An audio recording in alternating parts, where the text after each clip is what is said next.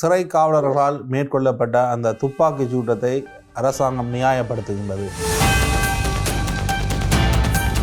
நீதி அமைச்சரும் சிறை காவலர்களுடைய இறுதி கிரிகைகளில் கலந்து கொள்கின்றார்.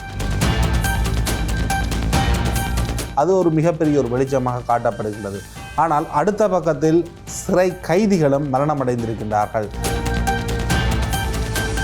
அவர்கள் தொடர்பில் இந்த அரசாங்கத்தினுடைய நிலைப்பாடு என்பது அரசினுடைய அடிப்படை கட்டமைப்பினுடைய பிள்ளையால் எழுந்த சூழ்நிலையால் தான் இந்த போலீசாரினுடைய மரணங்கள் அங்கு நிகழ்ந்தது. சிறைச்சாலைக்குள் இருக்கின்ற விஐபி அணுகுமுறை, அதாவது பணக்காரர்களுக்கு பெரிய அரசியல்வாதிகளுக்கு கொடுக்கின்ற சலுகைகள், சிறைச்சாலைக்குள் இடம்பெறுகின்ற வியாபாரம், சிறைச்சாலைக்குள் இடம்பெறுகின்ற போதைப்பொருள் பழக்கம், சிறைச்சாலைக்குள் இருக்கின்ற தொலைபேசி பாவனை என்பதெல்லாம் வெட்ட வெளிச்சமாக அனைவருக்குமே தெரியும். இன்னும் அரசாங்கத்தினால் உறுதிப்படுத்தப்படவில்லை. அதில் மரணமடைந்தவர்கள் அல்லது காயமடைந்தவர்கள் அனைவருமே போதைப்பொருள் வர்த்தகம் அல்லது போதைப்பொருள் தொடர்பான வழக்குகளில் தான் கைது செய்யப்பட்டவர்கள் என்ற அடிப்படையில் யாழ்ப்பாணத்தைச் சேர்ந்த இளைஞன் ஒருவர் கூட அங்கு காயமடைந்திருக்கின்றார். அனுரு என்கின்ற ஒரு தனிநபரினுடைய கையெழுத்தின் ஊடாக தடுத்து வைக்கின்ற ஒரு முயற்சி, நாட்டு மக்களுக்கு நாங்கள் ஏதோ செய்து கொண்டிருக்கின்றோம், இதற்கு முன்னர் இருந்தவர்கள் பாரிய மோசடிகளிலும் கொலைகளிலும் ஈடுபட்டவர்கள் என்பதை காட்டுவதற்கான அறகலைய போராட்டத்தினுடைய அந்த கட்டமைப்பு மாற்றம் என்பதனை ஒரு முதலீடாக்கித்தான் இவர்கள் ஆட்சி பீடம் ஏறினார்கள். ஆனால் இன்று வரை அந்த விதமான எந்த செயற்பாட்டையும் காணவில்லை. மக்களின் மேல் சுமைகளை மேலதிகமாக போட்டு அவர்களின் மேல் சுமைகளை அதிகம் செலுத்தித்தான் இந்த அரசு இயங்கிக் கொண்டிருக்கிறது. இதை விட மோசமான விஷயம் என்னவென்றால், ஸ்ரீ காளிமாதா ஜோதிடம் உலக புகழ்பெற்ற ஜோதிடர் பண்டித் மகாராஜா காதல், கல்யாணம், உத்தியோகம், வியாபாரம், கல்வி, குழந்தை பாக்கியம் மற்றும் மந்திர சூனிய பிரச்சனைகளுக்கு நிரந்தர தீர்வு.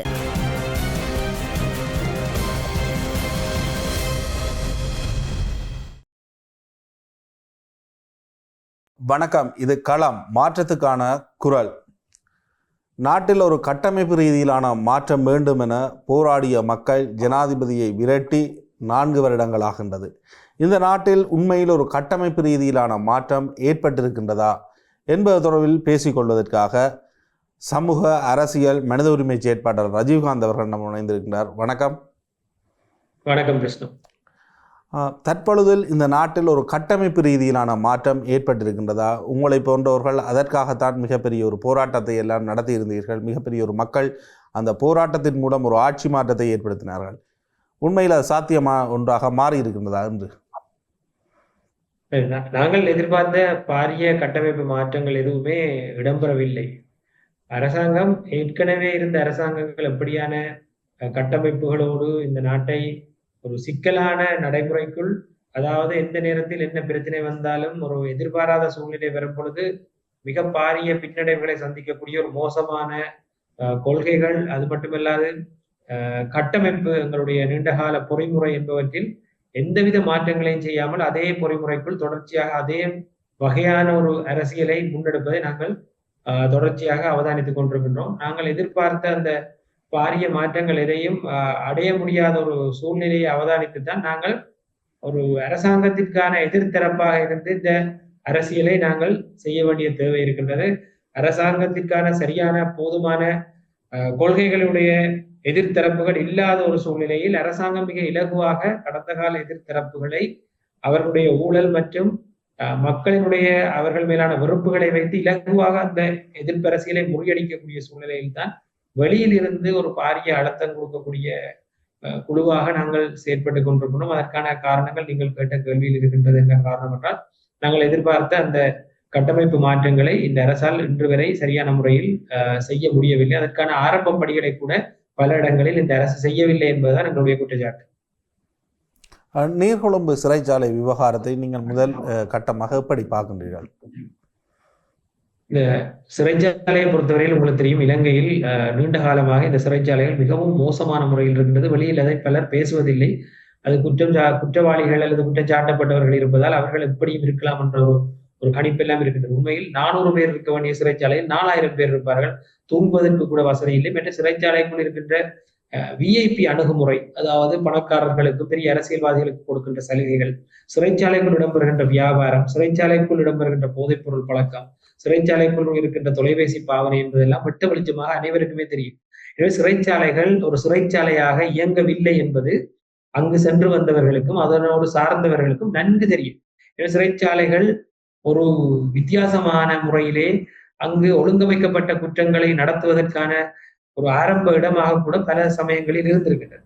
எனவே சிறைச்சாலைகளில் இருக்கின்ற முக்கிய பிரச்சனைகள் இந்த சிறைச்சாலையை தேவையற்ற ரீதியிலே நிரப்பிக் கொண்டிருந்தார்கள். ஒவ்வொரு அரசாங்கமும் இருந்தாலும் கூட இந்த சிறைச்சாலைகளுக்குள் மக்களை கொண்டு போய் குற்றவாளிகளை குற்றஞ்சாட்டப்பட்டவர்கள் அதிக அளவிலே சேர்ப்பதில் ஆர்வம் காட்டிக் கொண்டிருந்தார்கள். குறிப்பாக சொல்ல போனால் போதைப் பொருள் கலாச்சாரம் மிக மோசமாக பரவி இருக்கின்ற இந்த சூழ்நிலையில் அரசு போதைப்பொருள் பாவனையாளர்களை சரியான முறையில் கட்டுப்படுத்தாமல், அவர்களுக்கான ஒரு சரியான வழிகளை கண்டுபிடிக்காமல், அவர்களுக்கான ரீஹபிலிட்டேஷன் சென்டர்ஸினூடாக அவர்களை தீர்க்காமல், அவர்கள் தங்களுக்கான தண்ட பணங்களை கூட கட்ட முடியாத சூழ்நிலையில் இருக்கின்ற ஏழைகளை பிடித்துக் கொண்டு போய் அதிக அளவிலே சிறையில் வைத்திருக்கின்றார்கள். நீண்ட காலம் அவர்கள் சிறையில் இருக்க வேண்டிய சூழ்நிலை அங்குதான் ஏற்படுகின்றது. இப்படிப்பட்டவர்கள்லாம் அதிக அளவாக சிறையில் வாடிக்கொண்டிருக்கின்றார்கள். எனவே இவர்கள் அந்த சூழ்நிலைகளால் மேலும் குற்றவாளிகளாக்கப்பட்டு உள்ளே இருக்கின்ற பாரிய பாதாள உலக குழு தலைவர்களுடன் இணைந்து உள்ளுக்குள்ளே சில முரண்பாடுகளை, கலவரங்களை தோற்றுவிக்கக்கூடியவர்களாக எல்லாம் மாற்றம் பெற்றுக் கொண்டிருக்கிறார்கள்.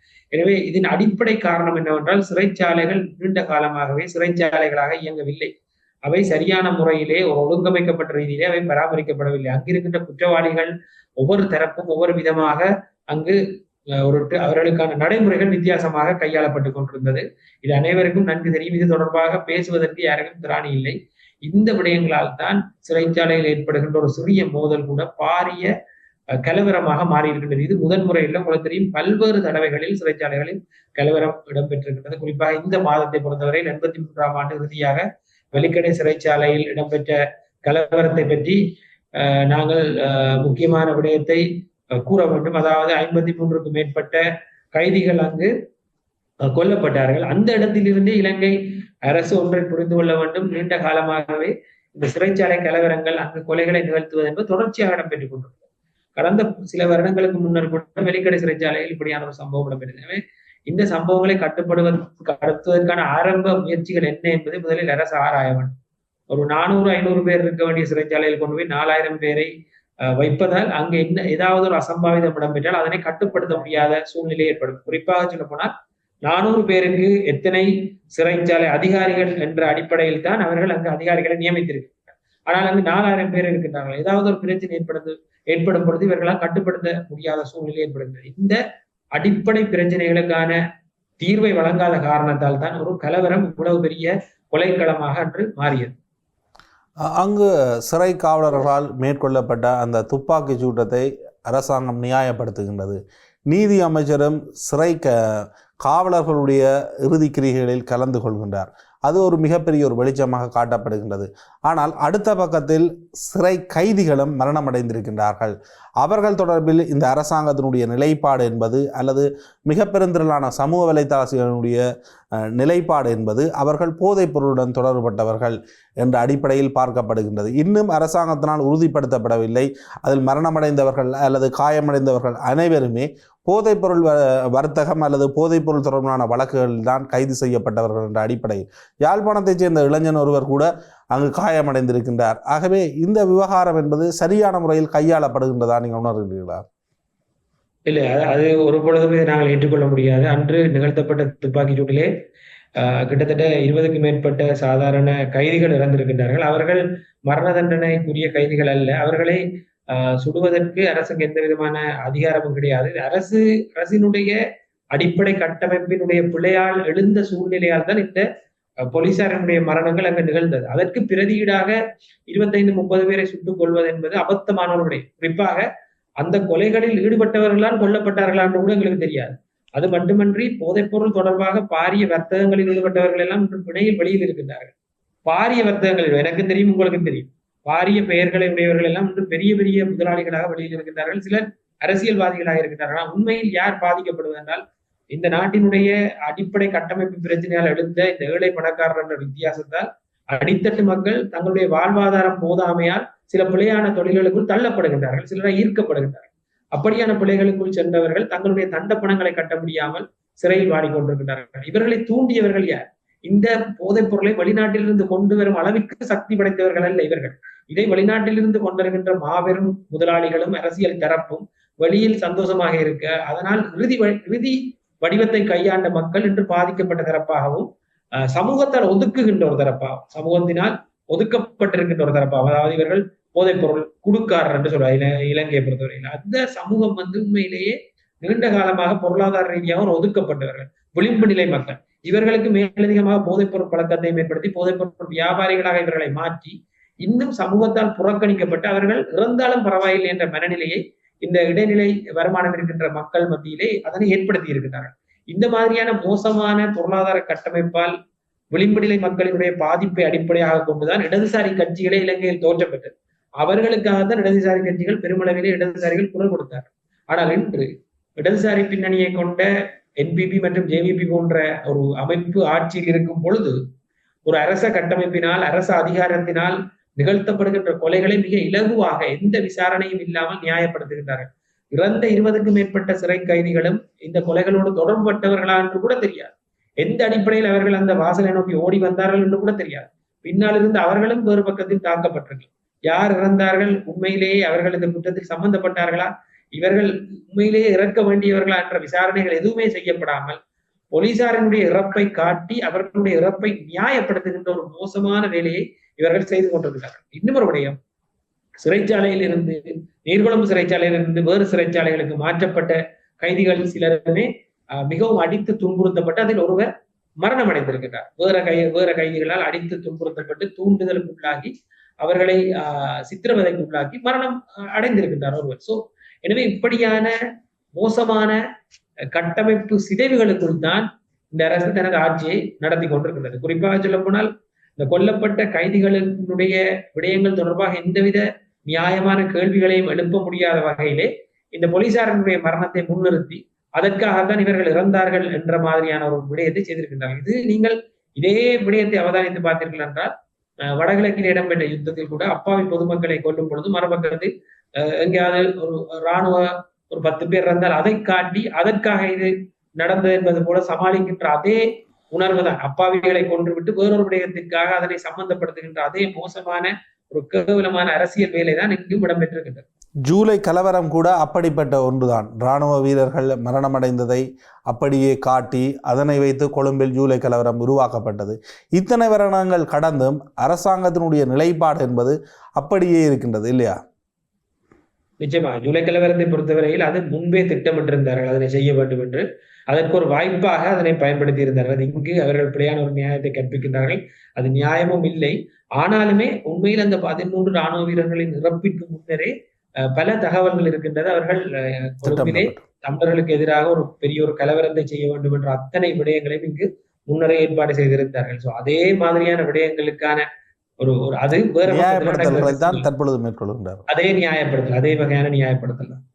ஆனால் இந்த அரசாங்கம் இந்த விவகாரங்களை கடந்து கூட பல்வேறு வகையில் ஒரு இடதுசாரிய பின்னணியை கொண்டது, மக்களுக்கு அதிகளவு முக்கியத்துவம் கொடுக்கப்படும் ஒரு முதலாளித்துவ மனநிலை இருக்காதென்ற அடிப்படையில் தான் இந்த அரசாங்கம் பார்க்கப்பட்டது. அறகலைய போராட்டத்தினுடைய அந்த கட்டமைப்பு மாற்றம் என்பதனை ஒரு முதலீடாக்கித்தான் இவர்கள் ஆட்சி பீடம் ஏறினார்கள். ஆனால் இன்று வரை அந்த விதமான எந்த செயற்பாட்டையும் காணவில்லை. ஜேவிபியினுடைய கடந்த கால நிலைப்பாடுகளை கூட தற்பொழுது அரசினுடைய தீர்மானங்களாக பார்க்க முடியாமல் ஒரு முதலாளித்துவ மனநிலையில் இருந்து இவர்களுடைய அரசின் கொள்கை இருக்கின்றது அல்லவா? அதுக்கு அடிப்படை காரணம் என்னவென்றால் இந்த நாட்டை முன்னேற்றுவதற்கான அடித்தளத்தில் செய்ய வேண்டிய சில வேலைகளுக்கான எந்தவித திட்டமிடலும் இல்லை. நீங்கள் அமெரிக்க மற்றும் இந்திய எதிர்ப்பு என்பவற்றை அடிப்படையாக கொண்டுதான் இத்தனை கால அரசியலும் அவர்கள் நடத்தி கொண்டிருந்தார். இன்று அமெரிக்கா மற்றும் இந்தியாவை எதிர்க்க வேண்டும் என்றால் உங்களுக்கு ஓரளவுக்கு தன்னிறைவான பொருளாதாரமாக இருக்க வேண்டும். அமெரிக்காவின் நம்பிக்கொண்டு நீங்கள் ஒரு 40% வருமானத்தை அங்கிருந்து பெறுகின்றீர்கள். இந்தியாவை நம்பி இருக்கின்றீர்கள் ஏனைய வருமானத்திற்கு. IMF-இனுடைய நடுநிலை பேச்சாளராக இந்தியாவை வைத்திருக்கின்றீர்கள். இந்தியாவிலிருந்து தான் எவ்வளவோ கடன்களை வாங்குகின்றீர்கள். இதற்கு பிரதியீடாக இந்த நாடுகளிடம் ஓரளவுக்கு சமனான ஒரு பேரம் பேசும் ஆற்றலை நாங்கள் வளர்த்துக் கொள்வதாக இருந்தால் எங்களுக்கான அடிப்படை கட்டமைப்புகள் நாங்கள் முற்றாக இறக்குமதியில் தங்கி இருக்காத ஒரு நாடாக எங்களை வளர்த்துக் கொள்வதற்கும் எங்களுடைய ஏற்றுமதியை இன்னும் பல்வகைப்படுத்துவதற்கும் ஏற்றுமதியில் நாங்கள் வெறுமனே ஐரோப்பிய ஒன்றியத்தின் மேல் இருக்கின்ற GSP பிளஸை மட்டும் நம்பிக்கொண்டு வாழ முடியாத ஒரு விடயத்தை வைத்துக் கொண்டு எங்களோட நாட்டுக்குள் நாங்கள் இன்னும் பரவலான முறையிலே டாலர்களை உழைப்பதற்கான திட்டங்களும் எங்களுக்கு கிடையாது. அதே மாதிரி உள்நாட்டு உற்பத்தி GDP எங்களுக்கு பாரிய அளவில் எந்த மாற்றமும் முடியாது. மற்றது உள்நாட்டில உற்பத்தி செய்யக்கூடிய விடயங்களையும் நாங்கள் தொடர்ச்சியாக வெளிநாட்டில இருந்து இறக்குமதி செய்து கொண்டிருக்கோம். பால், ஏனைய விடயங்கள் எல்லாம். இதுகள் தொடர்பாக நாங்கள் ஏற்படுத்த வேண்டிய அந்த அடிப்படை மாற்றங்கள் எங்களுடைய தன்னிறைவு பொருளாதாரத்தை நாங்கள் ஓரளவுக்கேனும் தொடக்கூடிய ஒரு சூழ்நிலைக்கு செல்லும் பொழுதுதான் எங்களால் ஓரளவுக்கு எங்களுடைய இந்திய எதிர்ப்பு, அமெரிக்க எதிர்ப்பு, முதலாளித்துவ எதிர்ப்பு என்பதை காட்ட முடியும். இல்லாவிட்டால் என்ன நடக்கின்றது என்றால், இன்று விவசாயிகள் மோசமாக பாதிக்கப்பட்டுக் கொண்டிருக்கிறார்கள். விவசாயிகளுக்கு போதுமான வருமானம் இல்லை. ஆனால் இலங்கையில் அரசாங்கம் நினைத்தால் இந்த நெற்களை வாங்கி அவர்களே அதனை அரிசியாக்கி தொழிற்சாலைகள் இருக்கின்றது. அதனை பயன்படுத்தி அவர்கள் வெளியில் கொடுக்க முடியும். ஆனால் என்ன நடக்கின்றது என்றால், அந்த முதலாளித்துவத்தை சொல்றேன், அதாவது இந்த டட்லி போன்றவர்களுக்கு அந்த அரிசி ஆலைகளை அவர்கள் நடத்த வேண்டும் என்றே இவர்கள் அதற்கும் கொடுத்து கொண்டிருக்கிறார்கள். எனவே தவறான தீர்மானம் முதலாளித்துவத்தை இவர்கள் எதிர்க்க வேண்டும் அல்லது இந்த முதலாளிகளை நடுவிலிருந்து அகற்ற வேண்டும். அதாவது உற்பத்தியாளர்களுக்கு இடையில் இருக்கின்ற இடைத்தரகர்கள் பாரிய முதலாளிகளாகவும் பணக்காரர்களாகவும் ஆவதற்கான அடிப்படை காரணம் அவர்களுடைய அந்த சுரண்டல். அப்பாவி விவசாயிகளுடைய முழுமையான உழைப்பை சுரண்டித்தான் என்று ஆடம்பர கார்களுடன் இவர்கள் சென்று கொண்டிருக்கின்றார்கள். முழு இலங்கைக்கும் தெரியும். இதனை தகர்ப்பதற்கு கூட ஒரு சரியான திட்டத்தை இல்லாத ஒரு அரசாக, அடிப்படை திட்டங்கள் இல்லாத ஒரு அரசாக இந்த அரசு இயங்கிக் கொண்டிருக்கின்றது என்று நாங்கள் தொடர்ச்சியாக அவர்கள் மீது குற்றம் சுமத்திக் கொண்டிருக்கின்றோம். அதாவது உடனடியாக பாரிய மாற்றங்களை செய்ய முடியாவிட்டால் கூட மாற்றங்களுக்கான அந்த அடித்தள வேலையை இவர்கள் செய்திருக்க வேண்டும். அந்த அடித்தள வேலைகளை செய்வதற்கான எந்த திட்டமும் இல்லாமல் ஏற்கனவே 83ஆம் ஆண்டுக்கு பின்னர் வந்த அரசாங்கங்கள் ஒரு திறந்த சந்தையை நம்பி எப்படி இலங்கையினுடைய உற்பத்திகளை நாசம் செய்து இலங்கை முற்றுமுழுதாக சர்வதேச நாடுகளிடம் தங்கி இருக்க வேண்டிய ஒரு சூழ்நிலையும் இலங்கையினுடைய பொருளாதாரம் அதல பாதாளத்தில் விடுகின்ற ஒரு சூழ்நிலைக்கு கொண்டு சென்றார்களோ, இறக்குமதி செலவு மிக மோசமான இறக்குமதி செலவும் ஏற்றுமதி வருமானம் மிக குறைவாகவும் அதற்கு இடைவெளி டெபிசிட் செம்மதி நிலுவை என்று கூறுவார்கள். அந்த இடைவெளியை நிரப்புவதற்கு இன்று வரை நாங்கள் பெரும் திண்டாடி கொண்டுதான் இருக்கிறோம். அதற்கு இன்று என்ன செய்கின்றார்கள் என்றால், ஏழை மக்களினுடைய குடும்பத்தில் ஒருவரை வெளிநாட்டுக்கு அனுப்பி கொண்டிருக்கின்றார்கள். மத்திய கிழக்கிற்கும் இஸ்ரேலுக்கும் அனுப்பி கொண்டிருக்கின்றார்கள். அங்கிருந்து அவர்கள் அனுப்புகின்ற அந்த பணம் ரெமிட்டன்ஸ் அதை வைத்துதான் ஓரளவுக்கு சமாளித்துக் கொண்டிருக்கின்றார்கள். இப்படி மக்களின் மேல் சுமைகளை மேலதிகமாக போட்டு அவர்களின் மேல் சுமைகளை அதிகம் செலுத்தித்தான் இந்த அரசு இயங்கிக் கொண்டிருக்கிறது. இதை விட மோசமான விஷயம் என்னவென்றால், உள்நாட்டிலே வருமானத்தை உழைக்க முடியாத இந்த அரசு என்ன செய்கின்றது என்றால், ஆடம்பர கார்களை இறக்குமதி செய்து டாலரை வீணடித்து அந்த ஆடம்பர கார்களுக்கு 200% மேல் வரியை விதித்து அந்த வரி வருமானத்தை வைத்துதான் திரைசேரியை நிரப்பி இருக்கிறது. எனவே இதுவெல்லாம் ஒரு பொருத்தமான பொருளாதார திட்டமிடல் முறைமே அல்ல. இது அவசரத்துக்கு செய்கின்ற பொருளாதார விடயங்கள். அதனால் இது ஆடம்பர கார் அதிக அளவிலே இலங்கைக்குள் வரும் பொழுது அதிக அளவிலே நாங்கள் டாலரை வீணடிக்க வேண்டிய நிலை ஏற்படுகிறது. அதிகளவான ஒரு குறைந்தளவான பணக்காரர்கள் அதிக அளவில் கார்களை இங்கு வாங்குவதால் இன்னும் பாரிய நெருக்கடி தான் எங்களுக்கு ஏற்படுகிறது. எனவே இவற்றை பற்றி எந்த சிந்தனையும் இல்லாமல் உள்நாட்டு வருமானத்திற்கு ஒரு திட்டத்தை திட்ட வேண்டும் என்று தங்கள் தலையிலே மண்ணள்ளி போட்டுக் கொண்டிருக்கிறார்கள். இப்படி இடதுசாரிய சிந்தனைக்கு முற்றிலும் புறம்பான வேலைகளை இந்த அரசு செய்வதற்கான காரணம், இவர்கள் இருக்கின்ற சிந்தனையை செயலாக மாற்றுவதற்கான சரியான திட்டங்கள் இவர்களிடம் ஒன்றுமே இருந்ததில்லை என்பதுதான் இதற்கான எடுத்துக்காட்டு. பொறுப்பு கூற என்ற விவகாரத்தை பொறுத்த வரைக்கும் தமிழ் மக்களுடைய விடயத்தில் எந்த மாற்றமும் இல்லை. ஆனால் தென்னிலங்கையை பொறுத்த வரைக்கும் அல்லது சிங்கள மக்களுக்கு இழைக்கப்பட்ட பல்வேறு கொடூரங்களுக்கு ஊடகங்களுடைய படுகொலையாக இருக்கலாம் அல்லது உயிர்த்த ஞாயிறு குண்டு தாக்குதலாம், அந்த விசாரணைகள் சரியான முறையில் முன்னெடுக்கப்படுகின்றது என்று நீங்கள் நம்புகின்றீர்களா? இவ்வளவு விடயங்கள், இவ்வளவு கைதுகள், இவ்வளவு இடம்பெற்று இன்று வரை ஒரு சரியான முடிவு சார்ந்து ஒரு விடயத்துக்கு இவர்கள் செல்லவில்லை. உண்மையை சொல்ல போனால், உங்களிடம் போதுமான ஆதாரங்கள் இருந்தால் நீங்கள் பயங்கரவாத தடை சட்டத்தை பயன்படுத்தி ஒரு ஜனாதிபதியினுடைய அதிகாரத்தை பயன்படுத்தி ஒருவரை தடுத்து வைக்க வேண்டிய எந்த தேவையும் இல்லை. உங்களுக்கு இவர்தான் செய்தார் என்ற போதுமான ஆதாரங்கள் இருந்தால் அவற்றை சமர்ப்பித்து நீங்கள் அவரை கைது செய்திருக்க முடியும். எனவே இது சந்தேகத்தின் அடிப்படையில் அனுர என்கின்ற ஒரு தனிநபரினுடைய கையெழுத்தின் ஊடாக தடுத்து வைக்கின்ற ஒரு முயற்சி. நாட்டு மக்களுக்கு நாங்கள் ஏதோ செய்து கொண்டிருக்கின்றோம், இதற்கு முன்னர் இருந்தவர்கள் பாரிய மோசடிகளிலும் கொலைகளிலும் ஈடுபட்டவர்கள் என்பதை காட்டுவதற்கான ஒரு முயற்சியாகவே நான் கருதுகிறேன். ஆனால் என்னை பொறுத்தவரையில் இந்த ஈஸ்டர் தாக்குதல் என்பதற்கு நீதியான ஒரு விசாரணை நடந்து உண்மை வெளிக்கொண்டு வரப்பட வேண்டும். அதே போல் பிள்ளையான் கைது செய்யப்பட்ட பொழுது ரவீந்திரநாத் அவர்களுடைய கடத்தல் தொடர்பாக கைது செய்யப்பட்டிருந்தார். 2 வருடங்களுக்கு ஆகிவிட்டது. அவருடைய கைது ஒரு தமிழ் மக்களுக்கு நிகழ்ந்த கடத்தல் தொடர்பாக இடம்பெற்ற ஒரே ஒரு கைது. அதுவும் அனுரகுமார திசாநாயக்க கையெழுத்தினூடாக நீதிமன்றத்துக்கு செல்லாமல் இடம்பெற்று தடுப்பாணையை பெற்று ஒரு கைது தான். ஆனால் இதே போன்ற கைதுகளை இராணுவத்தை நோக்கி இவர்கள் செய்ய மாட்டார்கள். எனவே கைது செய்யப்பட்டவரை 2 வருடமாக தடுத்து வைத்திருக்கின்றார்கள். ஆதாரம் இருக்கின்றதா அவரிடம் அந்த ஆதாரத்தை சமர்ப்பித்து ஏன் அவரை இன்னும் நீதிமன்றத்தில் குற்றப்பத்திரிகையை தாக்கல் செய்து அவரை குற்றவாளியாக நிறுத்துவதற்கான முயற்சியை செய்யாமல் அரசு அதிகாரத்தை மட்டும் அவர் மேல் பயன்படுத்தி கொண்டிருப்பதற்கான காரணம் எனக்கு விளங்கவில்லை. அதே போல்தான் நான் இந்த ஈஸ்டர் தாக்குதல் தொடர்பான விடயங்கள், எக்லினிகோடவினுடைய கடத்தல் வழக்கு, இவ்வாறான கைதுகளை எல்லாம் வைத்துக்கொண்டு பயங்கரவாத தடை சட்டத்தை நியாயப்படுத்துகின்றார்கள். அல்லது பயங்கரவாத தடை சட்டம் இதற்கு முன்னர் தேவையில்லை என்று கூறிய தரப்பினர் இவர்கள். ஆனால் தற்பொழுது அரசாங்கத்தை பயங்கரவாதத்திலிருந்து பாதுகாக்கின்ற சட்டத்தை கொண்டு வந்திருக்கின்றார்கள். அதுவும் இதே போன்ற சரத்துக்களையும் கொண்ட ஒரு சட்டம்தான். ஆகவே அரசாங்கம் என்ற ரீதியில் அவர்கள் ஆட்சியை பாதுகாப்பதற்காகத்தான் இந்த சட்டமூலங்களை தொடர்ச்சியாக பேண விரும்புகின்றார்களா?